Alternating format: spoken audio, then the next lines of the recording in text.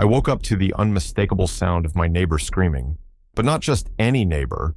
Karen, the self-proclaimed queen of our neighborhood, the woman who seemed to think the world revolved around her whims. She stood at the very edge of my property, her face redder than a fire hydrant, shrieking like a banshee caught in a windstorm. And as much as I'd love to say this was unusual, it really wasn't. But that wasn't even the best part.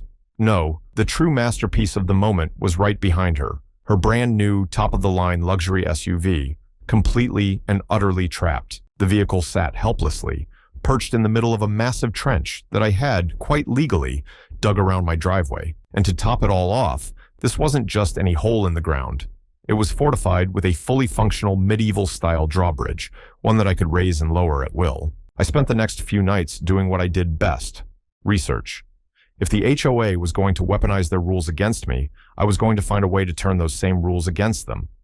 After hours of combing through zoning laws, property codes, and obscure legal loopholes, I finally found it. One simple line buried deep in the local ordinances changed everything. "Sure I can," I said, pulling out a neatly printed copy of the zoning laws. "This is my property. You refused to move your vehicle, so I had no choice but to build around it." Her brain seemed to short-circuit. "You can't. This is illegal." I shook my head, flipping to the relevant section of the printout. "Nope. Totally legal. In fact, I even filed a permit. City approved." Her jaw clenched so tightly I thought her teeth might crack. "You're going to regret this," she spat. "The HOA will never allow it." I shrugged, completely unfazed. "Guess we'll see." Then, with a satisfied smirk, I turned and walked back inside, leaving her fuming on my property. But the trench? That was just the beginning. If Karen thought this was over, she was about to be in for the shock of her life, because I had just started designing the drawbridge. The next morning, I woke up to the sound of furious banging on my front door. I didn't even need to check the peephole. I already knew who it was. Karen stood on my porch, looking like she had spent the entire night plotting my demise. Her face was practically glowing red with rage, her fists clenched so tight her nails were digging into her palms. The second I opened the door, she jabbed a perfectly manicured finger at my chest. "You need to fill that hole in right now," she hissed. I took a long, deliberate sip of my coffee, watching in amusement as her eye twitched at my lack of urgency. "Oh, you mean the trench? Sorry, can't do that. It's a legal security measure." Karen let out a strangled sound, somewhere between a growl and a screech. "You have exactly 24 hours to fix this, or I will make sure the HOA fines you into oblivion." I pretended to think about it. "Huh, that's interesting, because I was actually about to make some more improvements." Her eyes narrowed. "What kind of improvements?" I grinned. "A drawbridge?" Her mouth opened, then closed, then opened again, like a fish gasping for air. She looked at me as if I had completely lost my mind. "You can't just put a drawbridge in a suburban neighborhood," she sputtered. "Sure I can," I said, crossing my arms. "I already checked the regulations. As long as it's a temporary structure and not a permanent gate, I can build it. And since you're so concerned about my driveway, this will help keep it protected."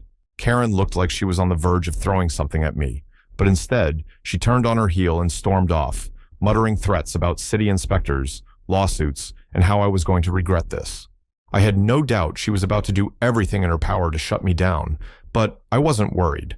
I had done my homework, and for once, I was actually looking forward to this fight. Over the next few days, I got to work gathering materials and hiring a few skilled contractors to help me bring my vision to life. The best part? I didn't even need anything complicated, just some reinforced wood, strong metal hinges, and a simple pulley system. The whole thing was relatively easy to build, but the impact? Priceless. I made sure to document every step of the process, not just as proof that I was following all regulations, but because, let's be honest, this was internet gold waiting to happen. As construction continued, Karen escalated. She called in city inspectors, hoping they'd shut me down, but they left shaking their heads when they saw that everything was perfectly legal. She tried to rally the other homeowners against me, but most of them were just as sick of her as I was. She even attempted to block my contractors from entering the neighborhood, but that backfired spectacularly when one of them turned out to be the brother of a city councilman. By the time the drawbridge was fully installed, the whole neighborhood was watching. And let me tell you, it was a thing of beauty. A sturdy wooden platform, reinforced with steel brackets, controlled by a smooth pulley system that let me raise and lower it whenever I pleased. I gave it a test run, pulling the rope and watching with satisfaction as the bridge lifted effortlessly, leaving my driveway completely inaccessible. Karen? She was losing her mind. And me? I had never been happier. Karen, of course, lost her mind. "This is insane. You can't have a medieval fortress in the middle of the neighborhood," she screamed. "It's not a fortress. It's a security feature," I said. "You know, for protecting my property, HOA rules encourage security improvements." She let out a strangled noise and stomped away. I thought that was the end of it. I was wrong. Later that night, I was woken up by the sound of rustling outside. I peeked through my blinds and saw Karen creeping around the edge of my trench with a flashlight. She was inspecting the drawbridge, probably looking for a way to sabotage it. I grabbed my phone and started recording. "Looking for something, Karen?" I called out. She whirled around, nearly losing her balance. "I was just making sure this ridiculous thing isn't a hazard." "You mean trespassing?" I said, because that's what it looked like to me. She scowled, but quickly composed herself. "I'm on the HOA board. I have the right to inspect potential violations." "That's funny, because last time I checked, the HOA doesn't own my property," I said. "But don't worry, I'll be sending this video to my lawyer and maybe even posting it online. I'm sure the internet would love to see the HOA president sneaking around private property in the middle of the night." Her face drained of color, and without another word, she turned and hurried back to her house. The next morning, the neighborhood was buzzing. Word had spread about Karen's midnight snooping, and people were starting to turn against her. She tried to spin it, claiming she was just doing her job, but no one was buying it. Meanwhile, my story was gaining traction online. The video of the trench and drawbridge had gone viral, with thousands of comments praising me for standing up to HOA tyranny. Karen must have realized she was losing ground because she switched tactics. If she couldn't beat me with rules, she was going to make my life miserable in other ways. The fines kept coming, ridiculous ones like unauthorized modifications to property and creating an unsightly structure. She even convinced a few of her remaining HOA loyalists to file noise complaints, despite the fact that construction had already ended. But I was ready for her. I had been quietly gathering evidence of her abuse of power, including records of her misusing HOA funds for personal expenses. It wasn't hard to find. Turns out, she wasn't nearly as careful with paperwork as she was with enforcing her petty rules. I compiled everything into a neat little folder, ready to strike when the time was right. The final showdown came during an emergency HOA meeting that Karen had called to discuss my so-called violations. The moment I walked in, I could tell she thought she had won. She sat at the head of the table with a smug smile, ready to deliver her verdict. "We've decided that your modifications are in violation of the community standards," she announced. "You'll need to remove them immediately, or you will be facing legal action." I smiled, pulling out my folder and placing it on the table. "That's interesting, because I've found some violations of my own." She frowned. "What are you talking about?" I opened the folder and started listing her misdeeds: fraudulent fines, misuse of HOA funds, intimidation tactics against homeowners. The more I read, the paler she got. "You're lying," she hissed. "I have proof," I said, "and I'm willing to take this to the authorities." Silence filled the room.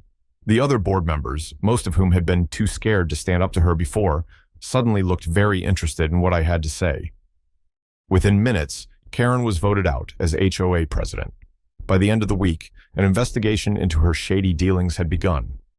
That night, I stood on my driveway, sipping a cold drink, as I watched Karen's SUV finally being towed away, not by me, but by the authorities. My trench and drawbridge had started as a joke, but in the end, they had been the perfect way to expose her corruption. And the best part, my driveway had never looked better. Karen was quiet for a few days after the HOA meeting, which was unsettling in itself.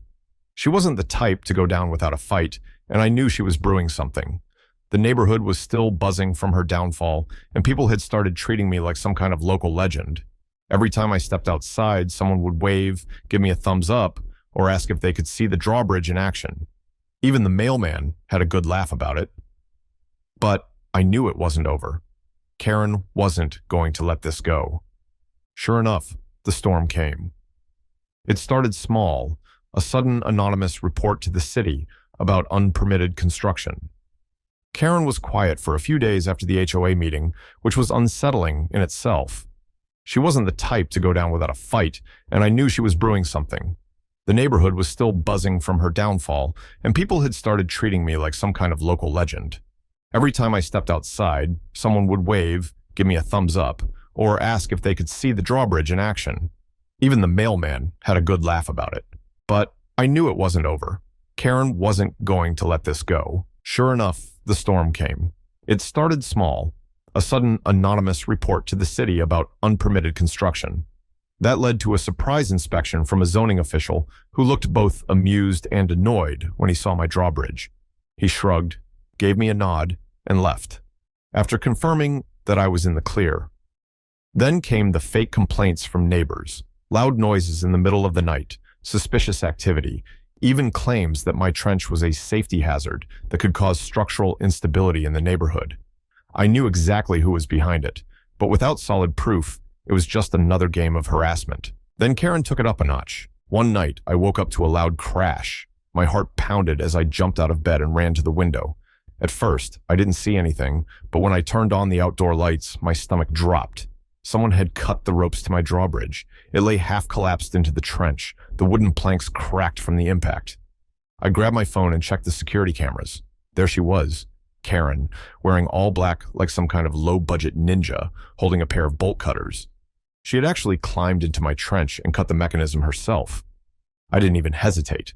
I called the police. By the time they arrived, Karen had already fled back to her house, but the footage was all the evidence they needed. The officers knocked on her door, and after a tense few minutes, she was dragged outside, still screaming about how she was being harassed and targeted. She tried to spin the story, claiming she was preventing a neighborhood hazard, but the cops weren't buying it. They arrested her for trespassing and property damage. Watching her being handcuffed and stuffed into the back of a police cruiser was the most satisfying thing I had ever seen. The neighborhood exploded with gossip the next day. It turned out Karen had been pissing off people for years, but no one had dared to stand up to her until now.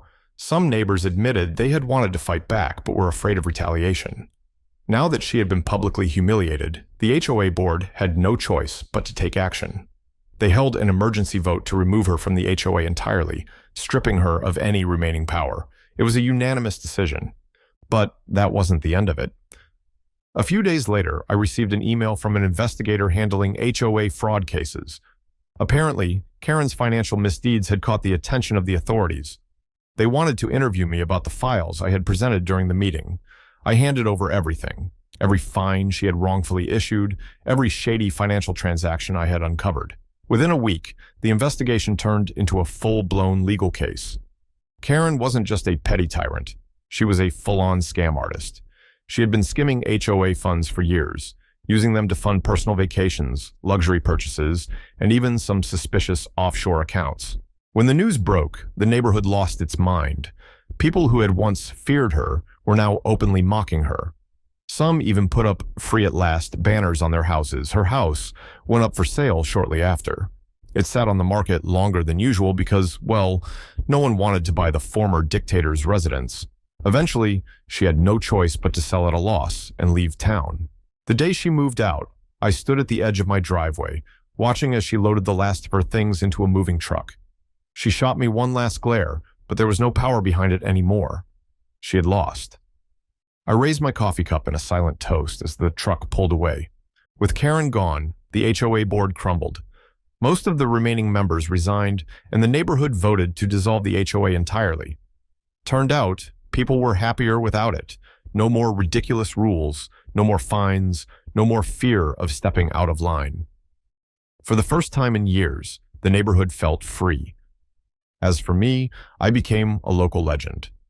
The story of the trench and drawbridge spread far beyond the neighborhood. News outlets picked it up, and before I knew it, I was being interviewed about my brilliant act of defiance. My videos went viral, and people from all over the world wanted to know more. Some even sent fan mail asking for advice on dealing with their own HOA nightmares. The drawbridge, now fully repaired, became a permanent feature. Kids in the neighborhood loved it, calling my house Castle Jake. I even installed a small plaque at the edge of the trench that read, "In memory of HOA tyranny." It made for a great conversation piece. One evening, as I was grilling steaks in my backyard, one of my neighbors stopped by. He was an older guy, had lived here longer than anyone, and had seen Karen's reign from the beginning. "You know," he said, watching the sunset over the now peaceful neighborhood, "I always thought someone would take her down eventually, but I never imagined it would happen with a trench and a drawbridge." I laughed. "Sometimes you have to get creative." He grinned. "Well, whatever you did, it worked. This place is better without her?" I nodded, flipping the stakes. "Yeah, it is. And for the first time since I moved in, I actually felt at home."